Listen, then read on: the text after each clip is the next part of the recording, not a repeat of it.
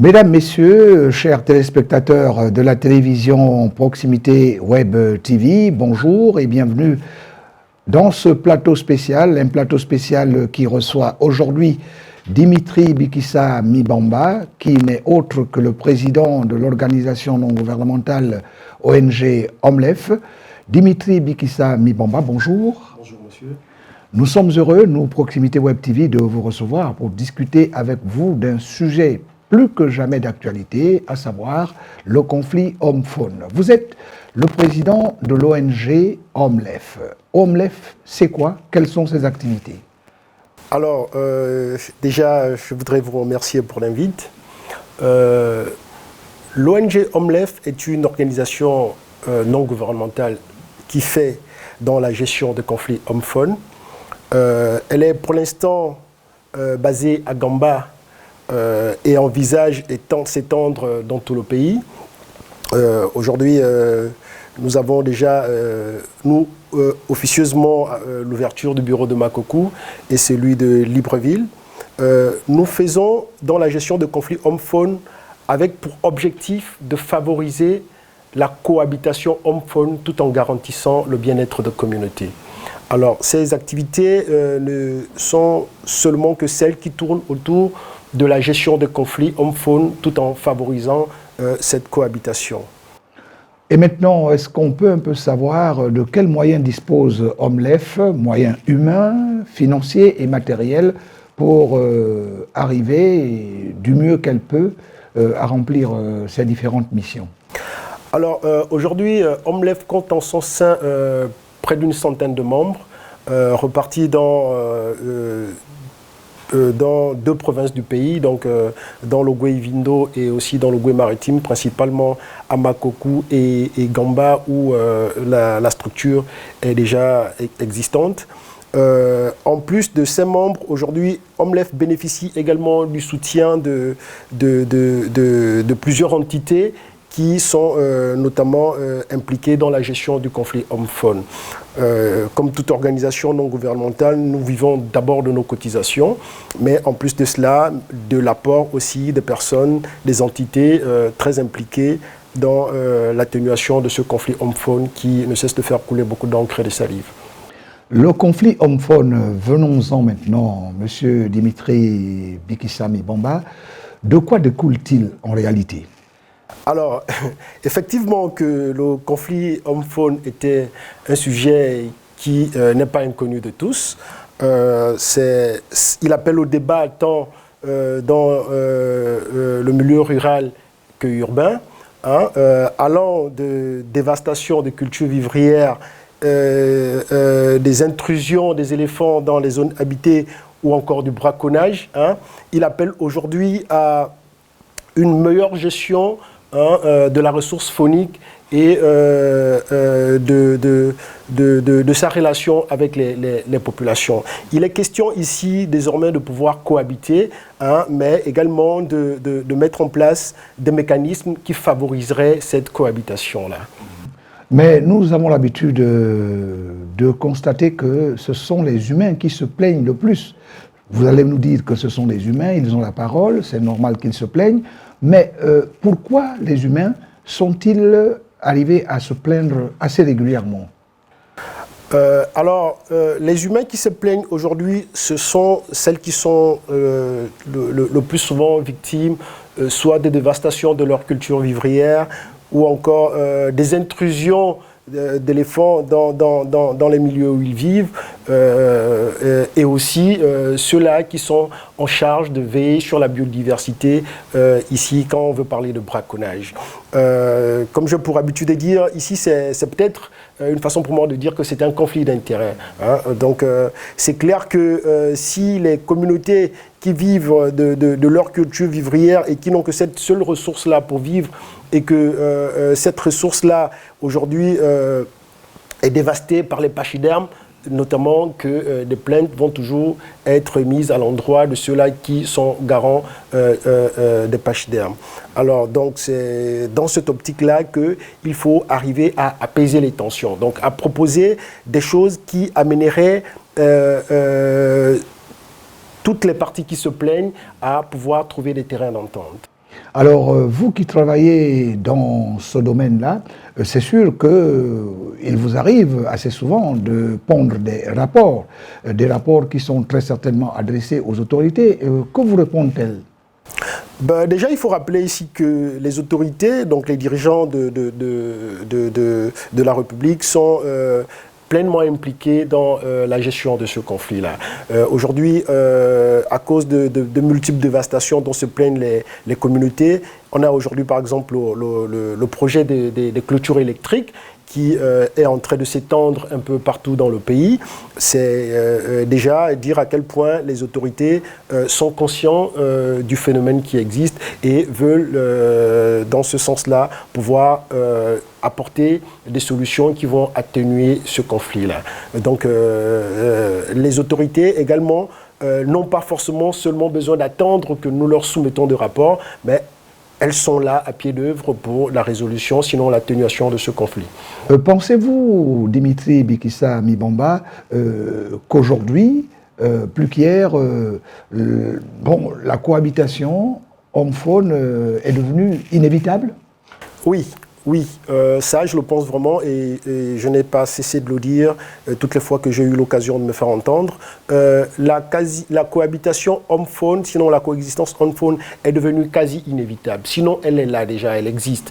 Donc c'est à nous, aujourd'hui, nous, l'espèce la plus réfléchie, donc nous les humains, à pouvoir notamment essayer de trouver des mécanismes pour, n'est-ce pas, favoriser cette cohabitation-là. Le Gabon étant signataire de plusieurs chartes sur le plan international qui l'obligent à la préservation de sa biodiversité, nous n'avons pas d'autre choix aujourd'hui que d'accepter de coexister.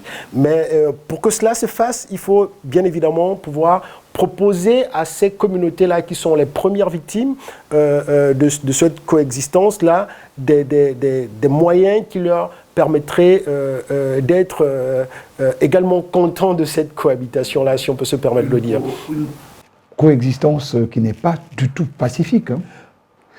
Si on s'en tient à ce qui se passe sur le terrain. Oui, c'est clair que rien n'est facile pour le moment. Tout est difficile, mais les gens, nous sommes à pied d'œuvre, hein, n'est-ce pas, pour pouvoir proposer des choses qui favoriseraient cela dans un avenir très proche. Nous espérons que d'ici là, aujourd'hui, avec ce qui est en train d'être fait et ce qui est encore en gestation, d'ici peu, tout le monde trouvera son compte. C'est clair qu'aujourd'hui, on est tous d'accord que désormais, pour que cette coexistence soit rendue possible, sinon facile, il faut bien impliquer les communautés dans la gestion de ce conflit. Et aujourd'hui, avec les assises qui se préparent, c'est clair que l'État a compris que les communautés ont besoin d'être impliquées. Elles n'ont plus envie de subir certaines décisions comme un dictat. Elles ont aussi des choses à proposer et je pense qu'aujourd'hui, nous allons les écouter, nous allons accepter de les impliquer. Déjà, nous qui sommes des ONG et qui sommes pratiquement sur le terrain, nous ne cessons de recueillir leurs avis. Nous ne cessons de leur impliquer dans ce que nous faisons et nous réfléchissons d'ailleurs sur comment proposer des projets qui seraient non seulement lucratifs, mais en même temps qui seraient des projets qui peuvent protéger. Ici, par exemple, je vais prendre un exemple sur le projet des clôtures de ruches d'abeilles, hein, qui est en train d'être expérimenté déjà dans certaines localités. C'est un projet qui, dans un premier temps, va sécuriser, est là pour sécuriser les cultures vivrières, mais dans un deuxième temps, c'est un projet à but lucratif. Donc, c'est un projet qui profiterait et qui permettrait, n'est-ce pas, aux autochtones de certaines localités victimes du conflit de pouvoir tirer profit et sinon de diversifier leur économie. Vous avez dit qu'il faut impliquer les communautés à la gestion de ce conflit. Alors, où en êtes-vous, OMLEF, au niveau, par exemple, de la sensibilisation? Parce que la sensibilisation est aussi très importante et c'est par là que vous devez normalement commencer. Nous faisons beaucoup de sensibilisation en ce qui concerne surtout la prévention des risques suite aux intrusions d'éléphants. Je tiens déjà ici à signaler que dans certaines localités, en plus des dévastations des cultures vivrières, il y a le phénomène désormais des intrusions d'éléphants. Donc il est nécessaire ici de souvent informer les communautés sur comment se tenir en cas de présence d'éléphants. Ça limiterait le nombre d'accidents et je profiterai même de ce plateau pour, n'est-ce pas, interpeller les dirigeants sur le fait de vraiment maximiser sur les sensibilisations. Non seulement cela permettrait de regagner la confiance des communautés qui aujourd'hui pensent qu'on accorde plus d'importance aux pachydermes qu'aux humains, ce qui n'est pas vraiment vrai, mais également la sensibilisation est l'un des moyens qui permet de rassurer les communautés. Parce que c'est de par la sensibilisation que nous, on se rapproche le plus des communautés et que nous essayons de leur apporter beaucoup d'informations. Donc les sensibilisations sont l'une de nos premières activités. Nous en faisons et nous continuons d'en faire. Nous allons en faire pratiquement tout le temps. D'accord, vous sensibilisez, mais avec quel bonheur? C'est-à-dire, comment les communautés que vous sensibilisez ou que vous tentez de sensibiliser réagissent à votre discours, justement? Bon, c'est clair qu'au vu de la situation actuelle, il y en a qui sont réceptives. Il y en a qui ne veulent rien entendre, qui sont prêts à découdre, mais vous conviendrez avec moi que c'est normal. C'est normal parce que ces populations-là vivent déjà une situation qui est vraiment déplorable. Donc nous espérons qu'avec le temps, parce qu'au fur et à mesure que nous irons vers elles et que nous allons, en plus de seulement parler, mais aussi proposer des actions palpables, donc je vais dire par là certains projets qui sont en gestation, c'est clair que les communautés vont adhérer, parce qu'elles n'attendent que ça. Elles ont besoin d'être impliquées et elles le réclament. Elles réclament d'être impliquées. Elles ne veulent plus rien subir comme un dictat. Mais pour qu'elles soient impliquées, il faut au départ pouvoir communiquer avec elles. Donc il faut proposer des campagnes de sensibilisation, il faut proposer des conférences, débats, des échanges et autres, afin toujours de recueillir leurs avis. Au cours de nos sensibilisations, nous avons des fiches où, en plus du message que nous leur apportons, mais nous essayons de faire une récolte de données.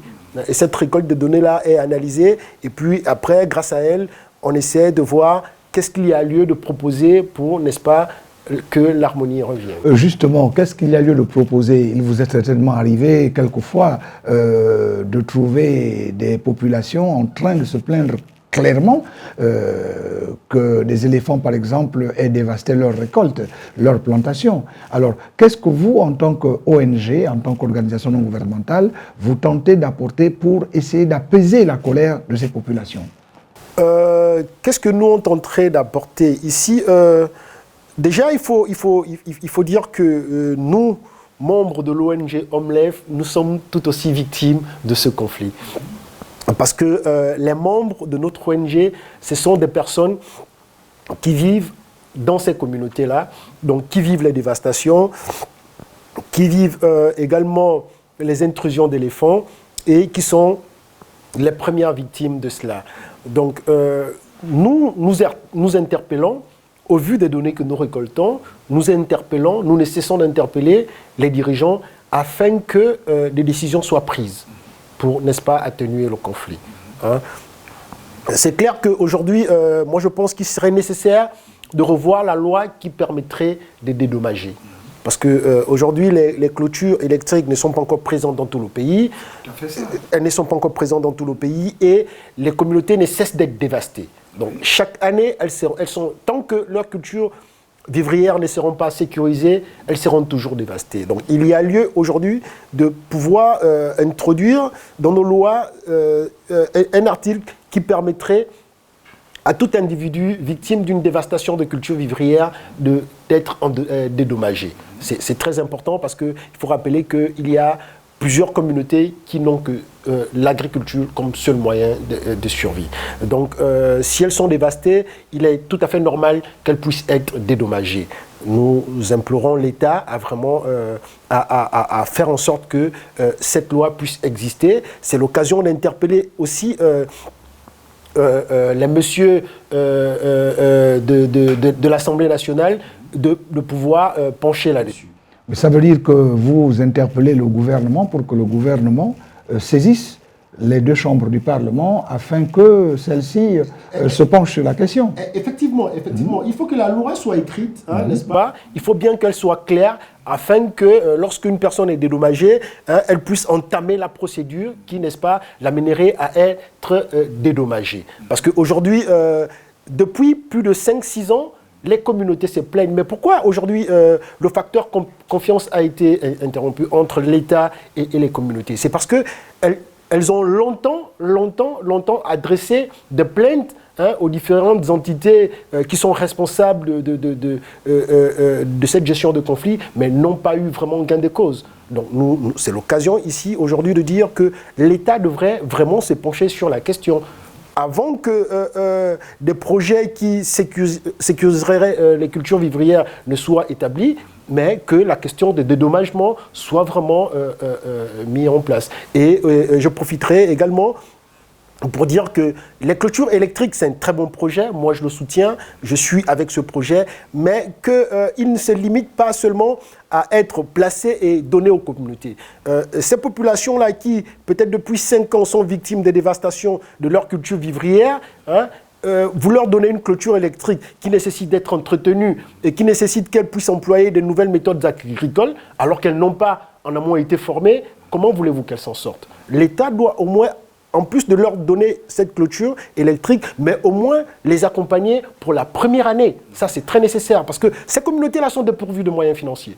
Elles n'ont pas de quoi pouvoir entretenir une clôture. Ce n'est pas moins de 5-6 millions par an pour nettoyer une clôture électrique de près de 80 hectares.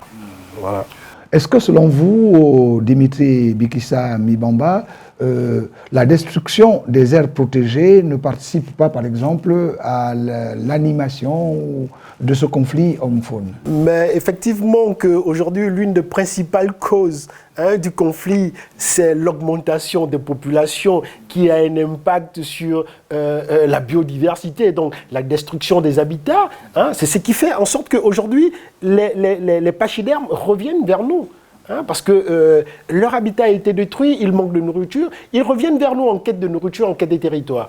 Donc c'est la destruction de la biodiversité, et sinon l'augmentation des populations qui a entraîné un besoin énorme des ressources est la principale cause.